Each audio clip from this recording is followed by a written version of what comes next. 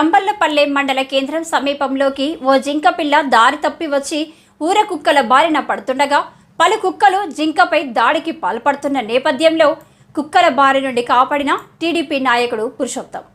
పశువుల డాక్టర్ కిరణ్ను పిలిపించి జింక పిల్లకు ప్రాథమిక చికిత్సలు చేయించి స్థానిక ఫారెస్ట్ అధికారులకు అప్పగించిన పురుషోత్తం వన్య ప్రాణిని కాపాడిన పురుషోత్తంను పలువురు ప్రశంసించారు.